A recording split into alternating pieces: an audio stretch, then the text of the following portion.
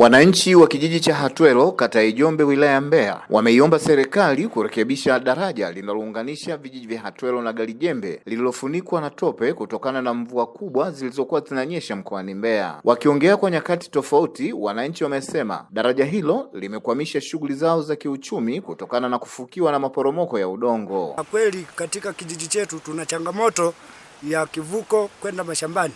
Barabara imeharibika, hatuna kivuko na maji yanajaa kwa muda mrefu, tunashindwa kupitisha mazao kwa usalama zaidi. Tunaomba serikali kama inatutambua, tunaomba itusaidie kutengeneza daraja ili tupate barabara nzuri ya kupitisha mazao yetu kutoka mashambani. Kwa ng'ambo kule tunakolimia mashamba ni vigumu. Kama kwa mfano kama muda huu ni muda wa kupanda viazi, kabeji na nini, kwa hiyo ukiwa na gari lako ama pikipiki hata umepakia tu mbegu, mbolea, ni vigumu kupita hili eneo.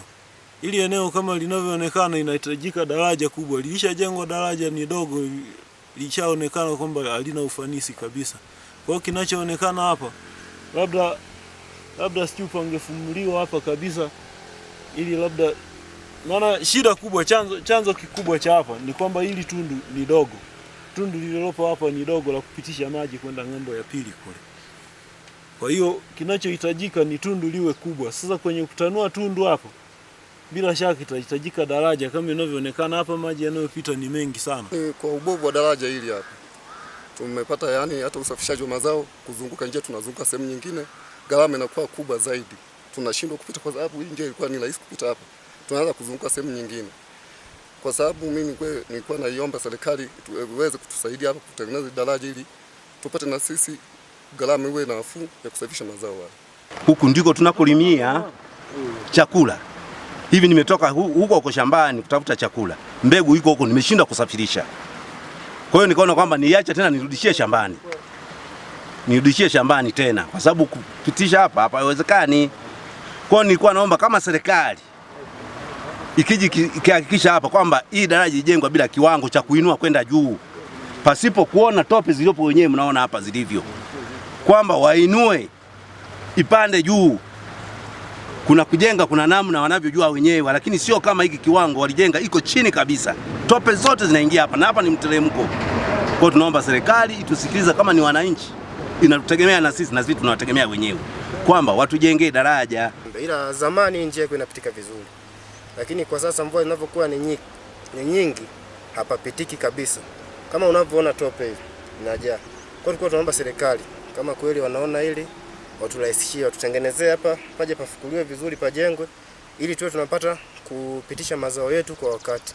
Lakini kwa hali kama hii hapa tunashindwa kutoa mazao kwa wakati. Kwa vitu vinaharibikia shambani. Mfano kuna miparachichi hapo. Miparachichi toka mwezi wa ngapi ule? Mwezi wa 11 haijachumwa mpaka leo. Shida njia ya kupitisha ile miparachichi hamna. Mwenyekiti wa kijiji cha Hatwelo Sikuzani Jonas Simpesia amekiri kupokea kero hiyo ambayo ameipeleka ngazi za juu. Adha ya kushindwa kuvuka inaonekana changamoto kubwa ni barabara kuu. Karavati waliweka ndogo. Huwa zinazidiwa, maji yanakuwa mengi, yamejaa, yanarudi sasa kwenye daraja letu ili la kivuko cha kwetu. Kwa hiyo pale shida ni daraja kubwa. Kivuko na makaravati ni madogo. Tumejaribu kuambia, wanasema tutakuja. Walikuja siku moja wakaweka vijana kuzibua, walishindwa. Sasa hizi upitaji ni mgumu. Wananchi wanashindwa kwa kupita, hata mazao yao yamekuwa ni shida kwa kusafirisha. Pamejaa tope, maji yamechepusha, yamepita njia nyingine. Kwa hiyo karavati ujenzi ule umezibwa, umejaa tope. Ijapo wananchi walijitahidi sana kwa ajili ya kutengeneza kuwa wanaweza kapita, walimwaga kama chama kilitusaidia vifusi mawe tilipu 2 pamoja na mheshimiwa diwani alitupa tipa moja.